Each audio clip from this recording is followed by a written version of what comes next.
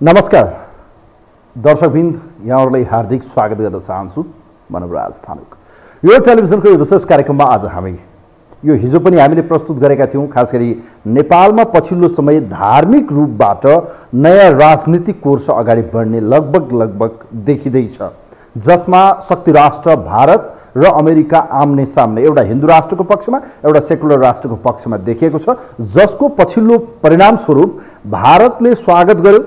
भारतले तामझाम सहित पूर्व राजा ज्ञानेन्द्रलाई चाहिँ भनौँ न त्यहाँ चाहिँ अभिनन्दन गर्यो या भनौँ सवारी गराइयो। त्यसपछि उहाँ नेपालगञ्ज घुम्नुभयो। नेपालगञ्जको अभिनन्दनपछि आज धनगढीमा पनि अभिनन्दन गर्नुभयो। पछिल्लो समय भारतको इसारामा नेपालमा खास गरी आरएसएसको संलग्नतामा या त्यसको प्रोटेक्टमा चाहिँ नेपालमा हिन्दूवादीहरू बढी नै सक्रिय भएको अमेरिकी विदेश मन्त्रालयको प्रतिवेदनपछि यो विषय एकपछि अर्को गरी वात्तै बढिरहेको छ, जसका लागि यतिखेर खास गरी माओवादी केन्द्रभित्र पनि एक समूह यतिखेर भारतले प्रधानमन्त्री पुष्पकमल दाहाल प्रचण्डलाई निम्तो दिने नदिने अहिले पनि टुङ्गो छैन।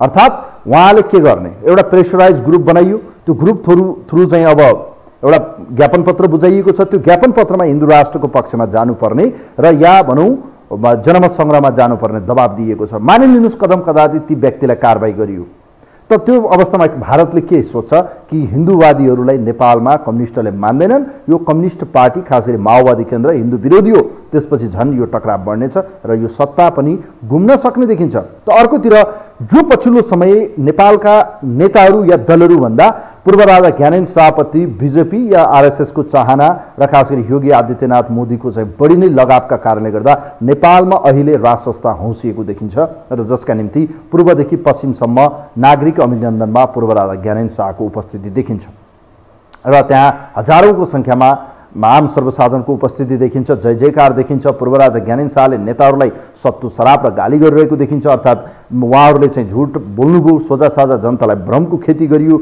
यी जनतालाई चाहिँ ठगियो र यसैको आडमा चाहिँ आज यो देशलाई चाहिँ बडे बन्धक बनाइयो या नेपालीहरूलाई आज बेच्ने शरमनाक काम भएको पूर्व राजा ज्ञानेन्द्र शाहले टिप्पणी गर्नुभएको छ।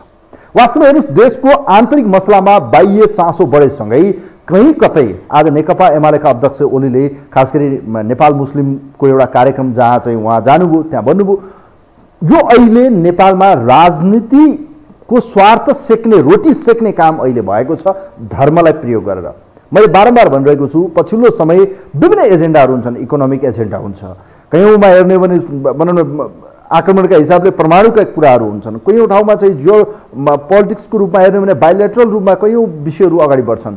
त कहिलेकाहीँ चाहिँ कल्चरली रूपमा, धार्मिक रूपमा या भनौँ सांस्कृतिक रूपमा पनि प्रहारहरू हुने गर्छ र यतिखेर नेपालमा हिन्दू राष्ट्रको पक्षमा एक किसिमको जबरजस्त सडकमा प्रदर्शन हुन्छ कि कहीँ कतै यही मौका जुन शरारती प्रकरण र त्यसैमा टेकेर कहीँ कतै नेपालमा यो व्यवस्था पनि खतरामा पर्छ कि भन्ने डर भए पनि छ। खास गरी प्रधानमन्त्रीलाई भारतले नरुचाउनु या भारतले अहिलेसम्म निम्तो नदिनु, करिब 6 महिनाको यो पेरिफेरी हेर्दा प्रचण्डको हुटुटी छ प्रधानमन्त्रीज्यूको कुनै पनि हालतमा दिल्ली एकचोटि पुग्नु छ, तर त्यो समय परिस्थिति मिलिरहेको छैन, किनभने दिल्लीले ग्रिन सिग्नल प्रचण्डलाई होइन राजालाई दिइरहेका छन्। त यसर्थ हेर्दा 2024 को चुनाव पूर्व खास गरी भारतमा लोकसभाको चुनाव पूर्व मानिलिनुहोस् त्यहाँ योगी आदित्यनाथ आगामी पीएम को रूपमा, प्राइम मिनिस्टर को रूपमा क्यान्डिडेट देखिए भने सोच्नुहोस् कि नेपालको राजनीतिमा उथलपुथल हुनेवाला छ। यदि त्यस्तो भएन, कदम कदाचित अहिलेकै परिस्थितिमा मोदी त्यहाँको अपकमिङ प्राइम मिनिस्टर देखिने हुनुभयो या चाइना या भनौँ अमेरिका, यी शक्ति राष्ट्रको पनि महत्त्वपूर्ण रोल रहनेछ कि भारतको चुनावले नेपालको आन्तरिक पोलिटिक्स र नेपालमा अहिले शरणार्थी प्रकरण र हिन्दुत्वको सवालमा भारतले खेलिरहेको कार्डमा अमेरिकाले देखाएको चासो र प्रतिवेदनले देखाउँछ कि नेपालमा अहिले अमेरिका सेकुलरको पक्षमा छ, त अर्कोतिर भारत हिन्दू राष्ट्रको जबरजस्त पक्षपाती देखिएको छ। यो टकरावमा नेपाली राजनीति कतातिर जाला, कम्युनिस्ट पार्टीहरूको ध्रुवीकृत के हुन्छ, किनभने हामीले हेऱ्यौँ ओली प्रधानमन्त्री हुँदा पनि जलरी राख्ने, राम मन्दिर बनाउने, कयौँ प्रकारका चाहिँ एक किसिमको परिस्थिति सिर्जना गर्ने प्रयास भयो। तथापि त्यति गर्दा पनि मोदी सायद खुसी हुनुभयो, हुनु भएन, त्यो परिस्थितिहरू बाहिर चर्चामा आयो। त अहिले पनि खास गरी प्रधानमन्त्री पुष्पकमल दाहाल प्रचण्डको सुरुवाती दिनबाट दाउरा सुरुवाल लाउने, पृथ्वीनारायण शाहको जन्म जयन्तीमा बिदा दिने, धार्मिक रूपमा चाहिँ विभिन्न मठ मन्दिर या भनौँ पूजापाठमा शिलान्यास गर्न जाने, एक किसिमको धार्मिक रूपमा आस्था देखाएको कारणले भारतलाई रिजाउन खोजेको देखिन्छ। यसकारण पनि शीर्ष नेताहरूले चाहिँ जुन एक किसिमको चाहिँ उहाँहरूको अस्वाभाविक गतिविधि देख्दा अमेरिकाको यो प्रतिवेदन आयो, जहाँ अमेरिकाको खुफिया एजेन्सी देखिन्छ लगायतको रिपोर्टहरूले त्यही बताउँछ नेपालमा धार्मिक रूपमा कहीँ कतै द्वन्द्व भयो र नेपालमा धार्मिक द्वन्द्व भयो भने यो एउटा अनौठो विषय नमान्दा हुन्छ। किन नेपालमा पछिल्लो समय क्रिस्चियनिटी बढ्दैछ, अर्कोतिर 4% मुस्लिम र यसमा करिब 82% देखि 84% नेपालको हिन्दुत्व भएको देशमा कहीँ कतै रूपमा दंगा फसाद र कहीँ कतै भोलि धार्मिक रूपमा हंगामा नहोला भन्न सकिन्न। यसै सवालमा एउटा रिपोर्ट छ, एकैछिनपछि बताउँला। तर त्योभन्दा पहिले पूर्व राजा ज्ञानेन शाहले आजको यो परिस्थिति जुन आएको छ यसको पछाडिको दोषी के हो, नेपालीलाई भुटानी बनाउने प्रकरणले नेपालप्रति के धारणा बन्यो र खास गरी पूर्व राजा ज्ञानेन शाहले आज धनगढीमा सम्बोधन गर्दै नागरिक अभिनन्दनलाई सम्बोधन गर्दै के बताउनु भयो त? यस सवालमा धनगढीमा आज पूर्व राजा ज्ञानेन शाहले सम्बोधन गर्नुभएको केही अंशलाई सम्पादन गरेका छौँ हामीले, त्यसलाई तपाईँहरूको माझमा हामी प्रस्तुत गर्दैछौँ। पूर्व राजा ज्ञानेन शाहले धनगढीको नागरिक अभिनन्दनलाई सम्बोधन गरेका केही अंशहरू यहाँहरूको माझमा। आफ्नो स्वार्थ सिद्ध गर्ने आजको प्रपञ्च अब खुल्दै गएको छ।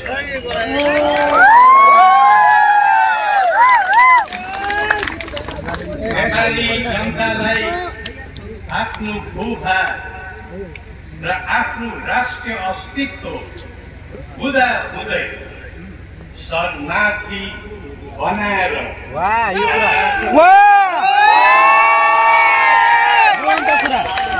आफ्नो जनतालाई बेच्ने कस्तो सरकार हो? आफ्नो जनतालाई बेच्ने कस्तो सरकार हो? गरिरहेका छन् त्यसबाट हाम्रो इज्जत गौरव सबै लोप भएर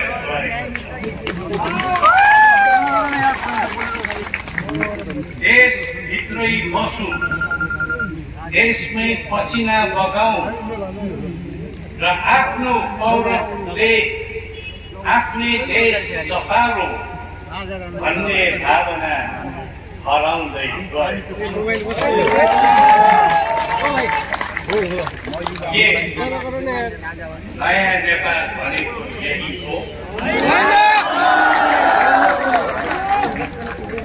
के अग्रगामी भनेको परावलम्बी नेपाल हो? के नेपालको आफ्नो अस्तित्व छैन? हामी वीर परिश्रमी र स्वाभिमानी नेपाली, तर आज हाम्रो वीरता र हाम्रो स्वाभिमान, हाम्रो श्रम सिप सबै थोक खोसिएको त छैन।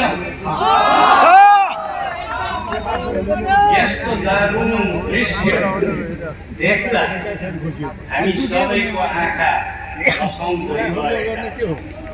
आजको तत्काल अवस्थालाई नदेखेको र नबुझेको जस्तो गरेर कुरा बटारेर अरूलाई अमलाएर र निषेध गरेर अनि कोठे र कोठे जवाब फर्काएर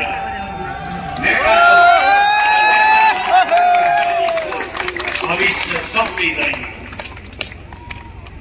भोलिको सुन्दर सपनालाई साकार र विपना बनाउन नेपाली मत, मान्यता तथा मनोभावना अनुसार नेपाली जनतालाई नै जिम्मा देऊ।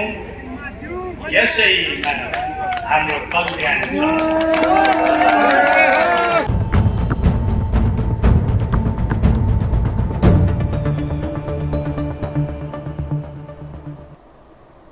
दर्शकवृन्द, पूर्व राजा ज्ञानेन शाह यतिखेर दौडामा हुनुहुन्छ। नागरिक अभिनन्दनका नाममा एकातिर दलहरूको कमी कमजोरीलाई जनताका माझमा चाहिँ प्रस्तुत गर्दै हुनुहुन्छ, नागरिकलाई उठ्न आग्रह गर्दै हुनुहुन्छ। सडकबाट पुनः फर्किने लालसा यतिखेर पूर्व राजा ज्ञानेन शाहमा देखिएको छ।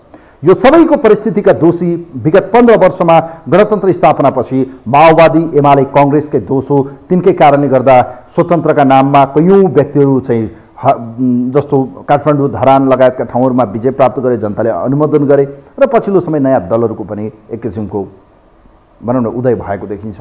त यो सँगै कन्जर्भेटिभ रूपमा हेरिने पुराना पार्टीहरू त छँदै नै छन्, खास गरी राप्रपा लगायतका शक्तिहरू जसले अहिले पनि हिन्दू राष्ट्र र राजाको वकालत गरिरहेको अवस्था देखिन्छ। त खास गरी पछिल्लो समय नेपालमा सेकुलर राष्ट्र, खास गरी यो सङ्घीय लोकतान्त्रिक गणतन्त्रात्मक यो संविधानले प्रदत्त गरेका कयौँ विषयहरू छन्, जस अन्तर्गत एउटा विषय महत्त्वपूर्ण विषय धर्मको विषयमा राज्यको कुनै धर्म त हुँदैन, तथापि नेपाललाई हिन्दू राष्ट्रबाट सेकुलर राष्ट्र अर्थात् धर्मनिरपेक्ष राष्ट्र बनाएसँगै कैयन विषयहरू जोडिन थाले र अमेरिकाले पछिल्लो समय भारतले नेपाललाई हिन्दू राष्ट्र बनाउन खोजेको या त्यसतर्फ चाहिँ बढी प्रोटेक्ट गरेर चाहिँ फन्डेड गरेको उसको आरोप छ। नेपालका कयौँ नेताहरूलाई भारतले फन्ड गरेको या सहयोग गरेको या पैसा बाँडिरहेको आरोप लगाएसँगै नेपालमा पनि हलचल मचेको छ। खास गरी प्रधानमन्त्री पुष्पकमल दाहाल भने भारतको रोजाइमा अहिले पनि पर्नु भएको छैन। अहिले एउटा कार्ड फालिएको छ माओवादी भित्रैबाट, जसलाई अमरेश कुमार सिंहले भन्नुभएको छ प्रचण्ड नै गणतन्त्रको विरोधी हो। यसका डिजाइनमा अब माओवादीले हिन्दू एजेन्डा बोक्नुपर्ने, हिन्दू धर्मको एजेन्डा माओवादीले बोके आउँदो चुनावमा लार्जेस्ट पार्टी हुने माओवादीकै कयौँ नेताहरू बताउन थालेसँगै के यही कार्डलाई अगाडि सारेर माओवादी अध्यक्ष पुष्पकमल दाहाल प्रचण्ड आगामी सत्तारोहण र भारतसँगको निकटता या सम्बन्धलाई प्रगाढ बनाउन चाहन्छन्? यसै सवालमा सहकर्मी निरजले तयार पारेको एउटा रिपोर्ट छ, यो रिपोर्ट हेरौँ। सबै धर्मप्रति समान आदर गर्ने, कुनै धर्मावलम्बीप्रति धर्मका आधारमा भेदभाव नगर्ने भन्दै 2063 साल जेठ 4 को संसदीय घोषणा मार्फत नेपाललाई धर्मनिरपेक्ष राष्ट्र बनाइयो। धर्मनिरपेक्षलाई न तत्कालीन समयमा सशस्त्र गतिविधिमा रहेको माओवादीले आफ्नो एजेन्डा बनाएको थियो, न त दिल्लीमा भएको 12 बुँदे सम्झौतामा नै यो कुरा समावेश भएको थियो। तर गणतन्त्र स्थापनासँगै एकाएक यसलाई संस्थागत गर्ने काम भयो। धर्मनिरपेक्ष राष्ट्र घोषणा भएको झन्डै 17 वर्ष बित्नै लाग्दा अहिले फेरि त्यही धर्मकै नाममा बहस सुरु भएको छ। केही अभियन्ताहरूले हिन्दू धर्म पुनर्स्थापनाका लागि सडक रोजेका छन् भने केही दिन अघि मात्रै अमेरिकाले सार्वजनिक गरेको एक प्रतिवेदनले अर्को तरङ्ग पैदा गरेको छ। हिन्दू राष्ट्र र राजतन्त्र पुनर्स्थापनाको एजेन्डा सहित सदन प्रवेश गरेको राष्ट्रिय प्रजातन्त्र पार्टीले अमेरिकाको प्रतिवेदन लगत्तै त्यसको खण्डन मात्रै गरेको छैन कि खुलेरै हिन्दू धर्मको वकालत गरिरहेको छ। आज विदेशीहरूको कुन प्रकारको चलखेल छ? नेपालमा हिन्दू राष्ट्र हुनुपर्छ भन्ने राप्रपालाई, जसले भारतीयहरूको प्रायोजनमा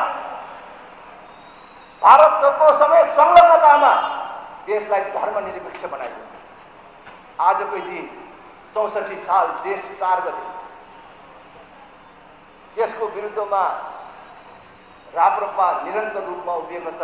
राप्रपाले हिन्दू धर्मको आवाज उठाइरहँदा देशका मूल पार्टी नेपाली काङ्ग्रेस, नेकपा एमाले भित्र पनि हिन्दू धर्मको वकालत हुँदै आइरहेको छ। प्रधानमन्त्री दाहालको भारत भ्रमण नजिकै गर्दा माओवादीले पनि हिन्दू धर्मको विषयमा जनमत गर्नुपर्ने भन्दै प्रधानमन्त्रीलाई ज्ञापन पत्र बुझाउँदा सदनमा यसको विरोध मात्रै भएको छैन कि सांसदले प्रधानमन्त्रीको ध्यानाकर्षण नै गराएका छन्। माओवादी केन्द्रकै नेताले प्रधानमन्त्री पुष्पकमल दाहाल प्रचण्डलाई भेटेर हिन्दू राष्ट्रकी धर्मनिरपेक्ष भन्नेबारे जनमत संग्रह गर्नुपर्ने भन्दै ध्यानाकर्षण पत्र बुझाएपछि यसलाई अर्थपूर्ण रूपमा हेरिएको छ।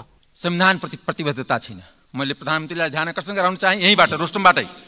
उहाँ भारतको भिजिट जाँदै हुनुहुन्छ, त्यहाँ राइटिस्ट गभर्मेन्ट छ, त्यहाँ हिन्दूको कुरा गर्नलाई आफ्नै पार्टीको एउटा कार्यकर्तालाई हिन्दू गर्नलाई रेफरेन्डम गरौँ ज्ञापन पत्र मिल्छ? जो प्रधानमन्त्री गणतन्त्र र संहिता र धर्मनिरपेक्षताको शपथ लिन खाएको छ, त्यो आफ्नै पार्टीको कार्यकर्ताबाट कि धर्मनिरपेक्षताको बारेमा जनमत संग्रह गर्नको लागि ज्ञापन पत्र मिल्छ?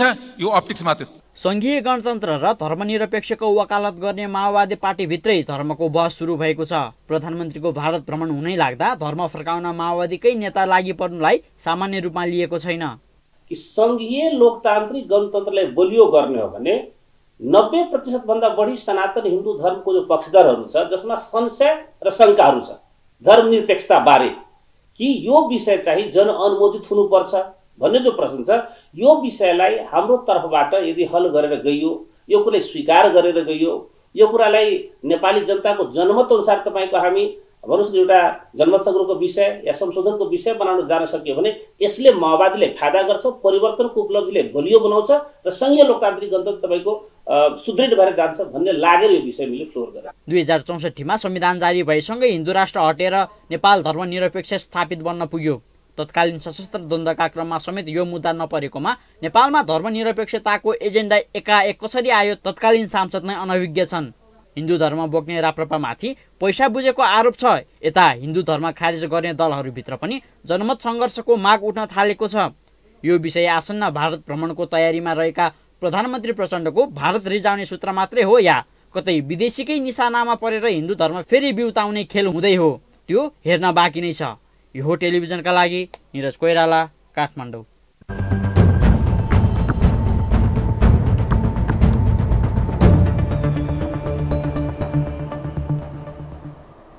दर्शकवृन्द, नेपालमा अहिले धर्मको नाममा विदेशी शक्ति राष्ट्रको एकपछि अर्को गरी चासो बढ्दै गएको छ।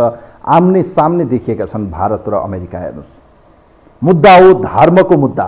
यही मुद्दाले कहीँ कतै नेपाललाई द्वन्द्वमा फालिदिने हो कि भन्ने डर छ। हेर्नुहोस्, यस्ता परिघटनाहरू विश्वमा धेरै देशहरूमा हुने गरेका छन् र भएका पनि छन्। इभन भारत टुक्रिँदा पनि केही ठुलो कारण थिएन, एउटा धर्मको कारणले टुक्रेको। हेर्नुहोस्, यस्ता कारणहरू हुन्छन् जहाँ एकले अर्काको अस्तित्व स्वीकार्न नसक्ने राजनीतिक दलहरूले जस्तो परिस्थिति बनाउन चाहे त्यस्तै बनिरहेको छ आजसम्म।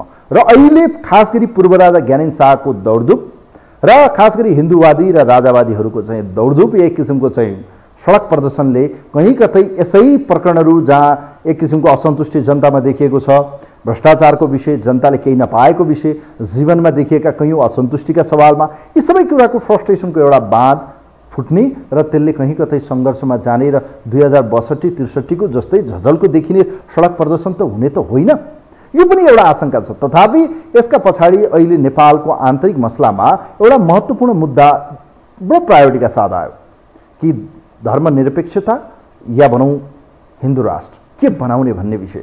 तर यसका विषयमा मेजर दलहरूमा पनि मतभिन्नता या त्यहाँभित्र पनि फरक मतहरू देखिन्छन्। जस्तो कङ्ग्रेसमा पनि एउटा समूह, खास गरी डाक्टर शशाङ्क कोइराला समूह, जसलाई बेला बखतमा चाहिँ हिन्दूवादी नेताहरूको रूपमा चिनिन्छ, त्यो खेमाका नेताहरू, त्यहाँ धेरै नेताहरू हुन्छ, शङ्कर भण्डारी लगायतका नेताहरू, उहाँहरूले जबरजस्त रूपमा कङ्ग्रेसमा अहिले पनि हिन्दू राष्ट्रको पक्षमा जानुपर्ने एजेन्डाहरू स्थापित गर्ने या त्यो मुद्दाहरू बेला बखतमा चर्चामा आउने गरेको सुनिन्छ। तर खास गरी अब कुमबहादुर खड्काहरू यसको भनौँ न बडो जबरजस्त समर्थकहरू हुनुहुन्थ्यो, तर त्यो परिस्थिति धेरै टाढा पुगिसकेको अवस्था छ। एमालेमा पनि त्यस्तो देखिन्छ। पछिल्लो समय हामीले देख्यौँ, खास गरी उहाँहरूको केन्द्रीय कमिटीको बैठकमा चाहिँ यस अहिलेको व्यवस्थाप्रति या संहिताप्रति या धर्मनिरपेक्षताको पक्षमा पनि कैयौँ रिजर्भेसनहरू देखिने गरेको सुनिन्छ। त माओवादीमा पनि अहिले देखिएको छ, खास गरी त्यहाँ रामकुमार शर्मा जो केन्द्रीय कमिटी हुनुहुन्छ, उहाँले एउटा ज्ञापन पत्र तयार गर्नुभयो र हिन्दुत्वको पक्षमा, हिन्दू राष्ट्रको पक्षमा माओवादी केन्द्रलाई जान समेत सुझाव दिएको छ। त यदि त्यो परिस्थिति भन्यो जनमत सङ्ग्रहमा जाउँ। भले संविधान निर्माणको समयमा जुन सुझाव सङ्कलनको रूपमा ल्याइएका कैयौँ देशभरिका सुझावहरू थियो, त्यसलाई एउटा बानियो, त्यो जस्तो थियो त्यस्तै बोरामा राखेर थन्काइयो। हेर्नुहोस्, त्यो सुझावलाई कहिले हेरिएन। त्यस कारण पनि यो संविधान जारी हुँदा कहीँ कतै प्रेसराइज थियो या त्यो अलग किसिमबाट बनिरहँदा जसमा भारतले त्यसलाई स्वीकारेन या भारतले त्यसलाई एक्सेप्ट नगरेसँगै नाकाबन्दी खेप्नु पर्यो। हेर्नुहोस्, जसलाई अहिले पनि भारतीय पक्षबाट यो संविधानप्रति त्यति खुसी राखेको देखिन, किनभने तत्कालीन विदेश सचिव हुनुहुन्थ्यो र उहाँलाई नेपाल पठाइएको थियो। हेर्नुहोस्, एस जयशङ्कर जो अहिलेको भारतको विदेश मन्त्री हुनुहुन्छ, उहाँ नेपालमा आएर संविधानलाई पर सार्न आग्रह गर्नुभएको थियो, तर त्यो भएन र परिस्थिति त्योभन्दा बाहिर थियो। अहिले भारतको विदेश मन्त्री एस जयशङ्कर हुनुहुन्छ। द्याट्स वाइ यो केमिस्ट्री या समयको खेल हो। हेर्नुहोस्, कोही हुनुहुन्छ हाम्रो लाइनमा? हेलो हेलो, नमस्ते, यहाँलाई स्वागत छ कार्यक्रममा। ल, पूर्व राजाको छटपटी, दलहरूको अकर्मण्यता र यो बीचमा चाहिँ बाह्य शक्ति भारत र अमेरिकाको धार्मिक चासोले देश कहीँ कतै धार्मिक युद्धमा या धार्मिक द्वन्द्वमा जाने हो कि भन्ने एक किसिमको भय पैदा भएको छ, या यसैको जगमा चाहिँ नेपालमा हिन्दू राष्ट्र हुन सक्छ? के लाग्छ तपाईँलाई? प्लिज। अब यो 61-62 सालमा नि नेपाली जनताको माग धर्मप्रतिको आवाज थिएन नि, कुनै धर्मको कुरै आएको थिएन। एकाएक संविधान बन्ने बेला अब त्यो युक्रेन के युरोपियन डलर खाएर अब किन त्यो धर्मको कुरा आयो, किन निरपेक्ष र सापेक्ष बन्यो? अर्को त्योभन्दा अगाडि त एकता कुनै पनि धर्म सर्वधर्म समभाव थियो नि। कुनै धर्मको आवाजै थिएन। यहाँ त गरिबीको आवाज थियो, व्यवस्था पल्टाउने आवाज थियो, देश चाहिँ समृद्ध बन्ने आवाज थियो।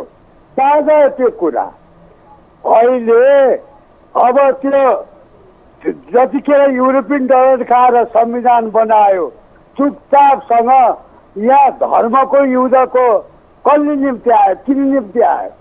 अब यहाँ अहिले एमसिसी एसपिपी साथै क्रिस्चियन फैलायो खोप यो सूक्ष्म तरिकाले हाम्रो राष्ट्रमा। अहिले भारतले यति पैसा दियो अरे भन्छ। नेपाली हिन्दूका छोरा हो कि होइन? पहिलो नम्बर बुद्ध भगवान पनि हिन्दूका छोरा हुन्। हिन्दू राष्ट्र विश्वमा कहीँ छैन, धर्मको कुरा नि छैन। हिन्दू राष्ट्र थाल्न किन परेको यिनीहरूलाई? संहिता र गणतन्त्र वा मार्क्सवादी लिनिनवादी भन्नु पर्यो। पिता पुर्खा के थिए हाम्रा पशुपतिनाथ के हुन्? अब यी अहिलेका यी मानव तस्करहरूले बुझ्नु पर्यो, भ्रष्टाचारीहरूले बुझ्नु पर्यो यो कुरा। हस्, यहाँलाई म धन्यवाद दिन चाहन्छु। थ्याङ्क यू सो मच, धेरै धेरै धन्यवाद दिन चाहन्छु। वास्तवमा हेर्नुहोस्, अब विश्वमा कैयौँ देशहरू मुस्लिम कन्ट्री पनि छन्। हामीले हेऱ्यौँ हाम्रा खाडी मुलुकहरू कैयौँ मुस्लिम कन्ट्रीहरू छन्। हेर्नुहोस्, तपाईँहरूले देख्नुभएको होला साउदी, कतार, दुबई या भनौँ ओमान, होइन? यी देशहरू जो छन् अहिले, कुवेत, यी धेरै देशहरूमा चाहिँ मुस्लिम कन्ट्रीहरू हेर्नुहोस्, उनको राष्ट्रमा मुस्लिम छ। त्यहाँ कन्ट्रीहरू मुस्लिम कन्ट्री, इभन पाकिस्तान, अफगानिस्तान, यी धेरै देशहरू। र त्यसै गरी चाहिँ क्रिस्चियन कन्ट्री त विश्वको धेरै जस्तो देशमा छ, बौद्धिस्ट कन्ट्रीहरू छन्। त अहिले नेपाल लगायत विगतमा हिन्दुस्तान पनि एउटा परिस्थितिबाट पछि सेकुलर भयो। नेपाल त हिन्दू राष्ट्र नै थियो, तर परिस्थितिले नेपालको संविधान जारी गर्दा त्यो चेन्ज भयो र अन्तरिम संविधानसँगै नेपालमा गणतन्त्र आयो। गणतन्त्रपछि यो संविधान परिवर्तन गरियो। 2046 को संविधानलाई फ्याँकेर नयाँ संविधान ल्याइरहँदा यो सबै व्यवस्थामाथि चाहिँ एक किसिमको नयाँ परिस्थिति बन्यो र नेपाल हिन्दूबाट सेकुलर समान धर्मका रूपमा चाहिँ भनौँ न एउटा हिन्दू राष्ट्र नभए पनि अब यहाँ धर्मनिरपेक्षता सबैको समान हैसियत, एक किसिमको कुनै राष्ट्रको धर्म हुँदैन भन्ने बनाइयो। इन्टरप्रिटेसन आफ्नै किसिमले गरियो हेर्नुहोस्। तर अहिले चाहिँ खास गरी एउटा प्रतिवेदन सार्वजनिक भयो, जसले गर्दा हेर्नुहोस् त्यो प्रतिवेदनपछि भारतले हेर्ने नजर पनि फरक परेको छ। त अर्कोतिर भारतीय संस्थापन पक्ष आउँदो चुनाव, त्यहाँ चाहिँ लोकसभाको चुनाव हुँदैछ हेर्नुहोस् 2024 मा। त त्योभन्दा पहिले त्यहाँको प्राइम मिनिस्टर अब को बन्ने? योगी आदित्यनाथ या अन्य अनुहार या मोदी रिपिट? अब त्यहाँ पनि एउटा मसला छ कि नेपालको मामलामा चाहिँ कसले साथ दिने त? अब यहाँ त चाहियो, किनभने उहाँहरूले मान्यता पूर्व राजा ज्ञानेन्द्र शाहलाई बारम्बार उहाँहरूले चाहिँ ताकेता गरेर सभा भनौँ न समान स्वरूप उहाँहरूले निम्तो गरिरहेको थिए। तर प्रचण्ड बिचरा अहिलेको प्रधानमन्त्रीज्यूलाई 6 महिना भइसक्यो, खै निम्तो छैन। अब यहाँबाट चाहिँ एउटा कार्ड फालेको देखिन्छ हेर्नुहोस्, जुन कार्ड पार्टीभित्रैबाट फालिएको छ कि अब उहाँलाई कारबाही गर्ने या त्यो एजेन्डामा जाने, दुईटा मध्ये एउटा कारबाही गर्यो। भारतको नजरमा माओवादी एन्टी हिन्दुस्ट, यदि एक्सेप्ट गर्यो त त्यसपछि भारतसँगको सम्बन्धमा प्रचण्ड पनि अब एउटा हिन्दूवादी नेता हुन सक्नु होला। तर अब मेजर दलहरूमा कङ्ग्रेस एमाले माओवादी कसले बोक्छ भन्ने मात्रै हो। रापरपा त अलरेडी बोकेकै छ, तर रापरपालाई पब्लिकले किन पत्याइदिएनन् थाहा छैन। कोही हुनुहुन्छ हाम्रो लाइनमा? हेलो, नमस्ते, यहाँलाई स्वागत छ कार्यक्रममा। म गोर्खाबाट विष्णु भट्ट, अस्राङ भीमसेन थापा। ल, यहाँले आफ्नो विचार राख्नुहोस् म्याडम। अब यो अहिले धर्मको नाममा चाहिँ नेपालमा बाह्य शक्तिहरू, खास गरी अमेरिका भारतको चासो बढेको छ, पूर्व राजाको दौडधुप देखिरहनु भएको छ। कहीँ कतै देश यो द्वन्द्वमा जान्छ कि भन्ने डर भए देखिन्छ। इभन यो विषय त एमाले अध्यक्ष ओलीले आज मुस्लिमको कार्यक्रममा भनि पनि सक्नुभयो, हतियार बनाइँदैछ राजनीति स्वार्थका निम्ति धर्मलाई। तपाईँ के भन्नुहुन्छ प्लिज? धर्म भनेको त एउटा हिन्दू राष्ट्र त पहिला थियो होइन? हजुर। अब अहिले त एउटा धर्मलाई मात्रै प्राथमिकता दिएर त न्याय अरू धेरै धर्म मान्नेहरू पनि छन्, तिनीहरूलाई न्याय त हुँदैन। तर सबै धर्मलाई समान रूपले हेर्नुपर्छ। त्यो एउटा धर्मलाई मात्रै प्राथमिकता दियो भने त्यहाँ अन्याय हुन्छ, अरू धर्मलाई के भन्ने? अनि त्यही भएर सनातन सबैले मिल्ने खाले धर्म नै हुनुपर्छ भन्ने लाग्छ। धर्मको लागिमा लिएर लडाई। यहाँलाई म धन्यवाद दिन चाहन्छु म्याडम, धेरै धेरै धन्यवाद छ।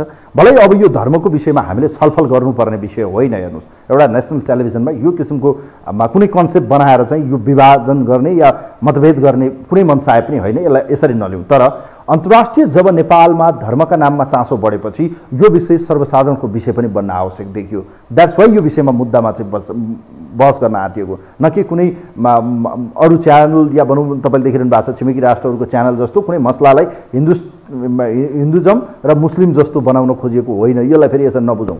भरे अब नेपालमा पछिल्लो समय एउटा विषय चाहिँ उठेको के छ भने हिन्दू धर्मवालाहरूलाई चाहिँ खास गरी हिन्दू जो चाहिँ आस्थावान हुनुहुन्छ उहाँहरूलाई चाहिँ धर्म परिवर्तन गराएको एउटा विषय त बाहिर कयौँ विषयहरू यसमा बोलिरहेको पनि हामी देख्छौँ। धर्मान्तरण भनिन्छ या त्यसलाई गरेको धर्म परिवर्तन गराएको भन्ने सुनिन्छ। हेर्नुहोस् यो देखियो पनि। अब यसले गर्दा पनि अब कुनै पनि देशको धर्म चाहिँ हुँदैन, तर धर्मका नाममा द्वन्द्व हुने, हिंसा हुने, त्यसले भड्काउ हुने त्यो भयो भने भोलि त्यसले नराम्रो परिस्थिति ल्याउँछ। हेर्नुहोस् तर फेरि के हुन्छ भने धर्मका नाममा जब राजनीति हुन्छ बडो कट्टर हुन्छ। हेर्नुहोस् हामीले हेऱ्यौँ कयौँ देशहरूमा हेऱ्यौँ भने त्यो देखिन्छ। त्यस्तो भयो र त्यो परिस्थिति सिर्जना भयो भने त्यसले निम्त्याउने द्वन्द्व बहुत भयानक हुन्छ। हेर्नुहोस् कयौँ मान्छेहरूको ज्यान जान्छ, त्यसले देश कहाँ पुर्याइदिन्छ।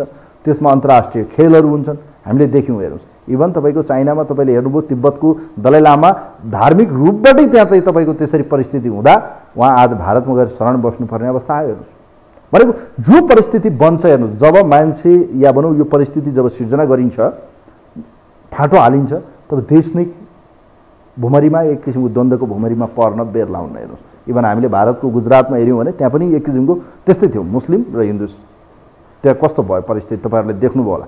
त यो परिस्थिति नेपालमा किनभने धर्मवादीहरू या कट्टर हुन्छन्, कट्टर धर्म समर्थकहरू चाहिँ कट्टर हुन्छन्। चाहे हिन्दूवादी हुन्, चाहे मुस्लिम हुन्, चाहे क्रिस्चियन हुन्, सबै भनौँ यो मामलामा चाहिँ बडो संयमित हुनुपर्छ। दलहरूले बडो यो बेला सेन्सिटिभ हुनुपर्छ। किनभने एकातिर सडकमा प्रदर्शन छ, हिन्दूवादीहरू यही मुद्दा लिएर सडकमा प्रदर्शन भयो, आन्दोलन भयो, आँधीबेहरी आयो या परिस्थितिले यही क्याच गर्यो। किनभने एकातिर मसला बनिरहेको छ, यो कहीँ कतै छुटिहाल्छन् कि ठुला माछा फुत्किहाल्छन् कि भ्रष्टाचारका मुद्दाहरूमा चाहिँ व्याप्त रूपमा चाहिँ असन्तुष्टि देखिन्छ, व्यापक रूपमा जनतामा निराशा देखिन्छ।